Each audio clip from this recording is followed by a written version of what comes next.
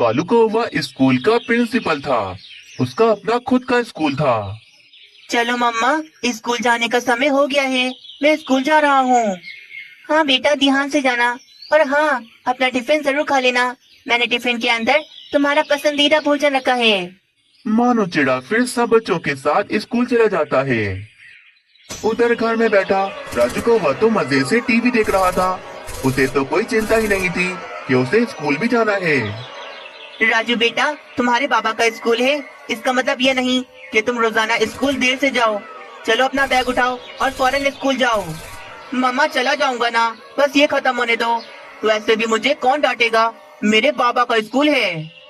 राजू कौवा अपना पूरा एपिसोड देखने के बाद ही स्कूल चला जाता है। राजू बेटा, आधा दिन हो गया है और आप अब आ रहे हो स्कूल।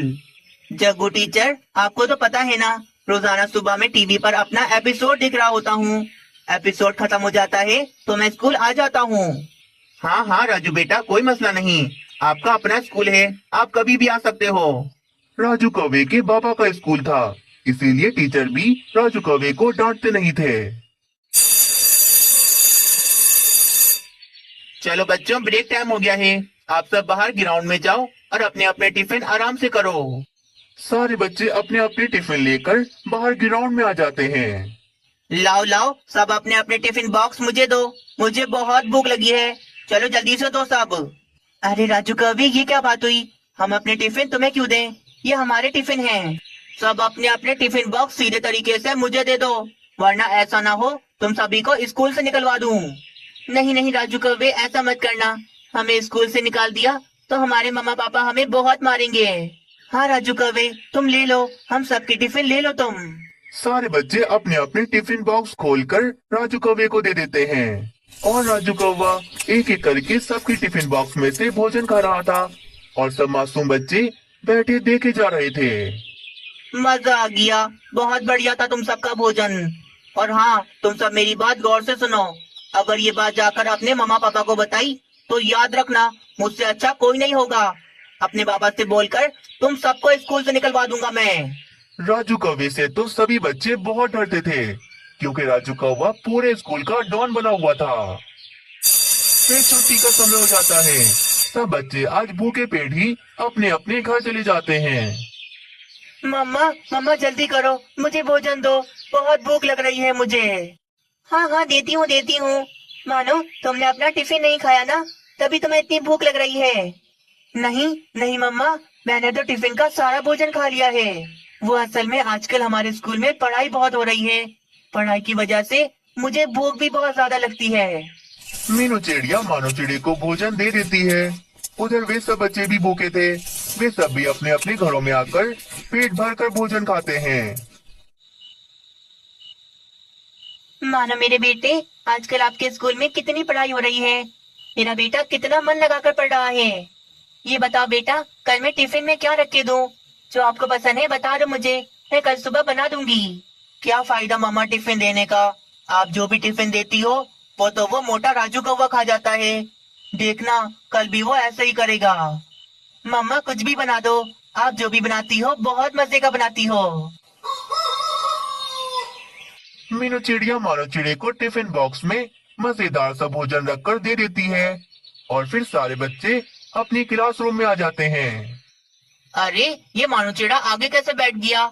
सबसे आगे तो मेरी जगह है, इसे तो अभी बताता हूँ। जग्गू टीचर, आप देख नहीं रहे?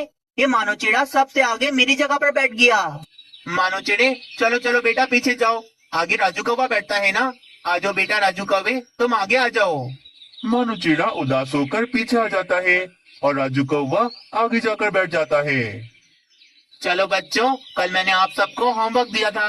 सब अपनी अपनी नोटबुक लाकर मुझे दिखाओ। सब बच्चों की नोटबुक में होमवर्क पूरा था, पर राजू कौवे की नोटबुक खाली थी। उसने तो होमवर्क किया ही नहीं था। राजू बेटा, आपने होमवर्क क्यों नहीं किया? आपकी नोटबुक तो पूरी खाली है। वो जग्गू टीचर, मेरा दिल नहीं चाह रहा था होमवर्क करने का, और फिर मैं बाहर खेलने भी चला गया था, इसीलिए मैंने अपना होमवर्क नहीं किया। कोई बात नहीं, कोई बात नहीं बेटा, मैं आज फिर से होमवर्क दूंगा। अगर आपका दिल करे तो कर लेना।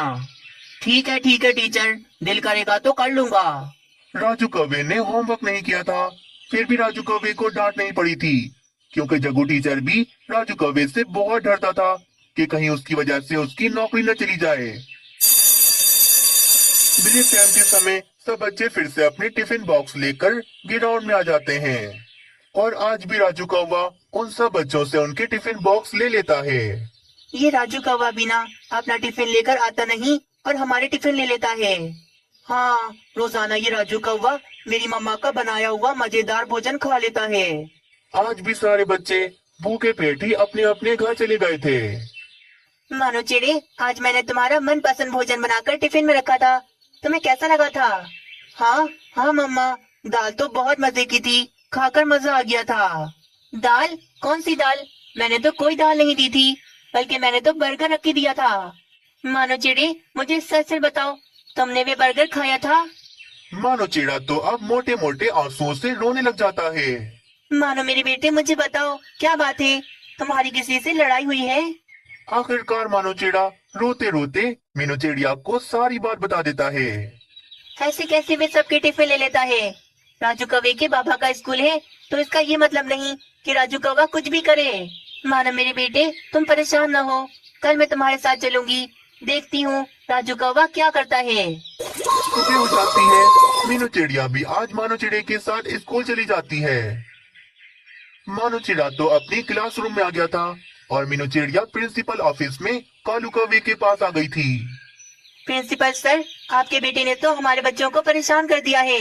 रोजाना हमारे बच्चों के टिफिन छीनकर वे खुद खा जाता है, और पता है भी क्या कहता है, अगर बच्चों ने ये बात किसी और को बताई तो राजू कौवा सब बच्चों को स्कूल से निकलवा देगा। क्या? नहीं नहीं मीनू चिड़िया, मेरा बेटा तो बहुत होनहार है, वह ऐसा नहीं कर सकता। ठीक है फिर, आज ब्रेक टाइम के समय आप खुद देख लेना कि आपका बेटा क्या कर रहा है।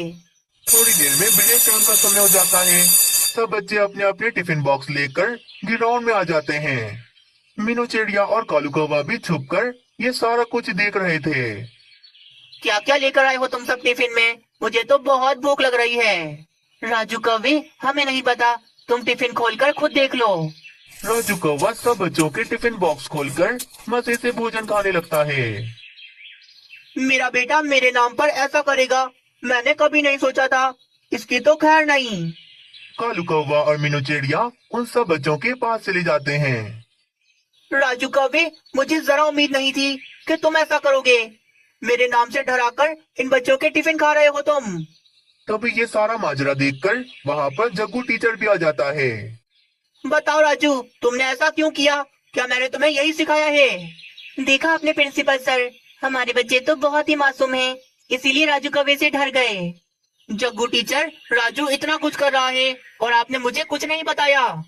प्रिंसिपल सर, मुझे सब पता है, पर मुझे डर लगता था कि कहीं आप मुझे नौकरी से ना निकाल दो।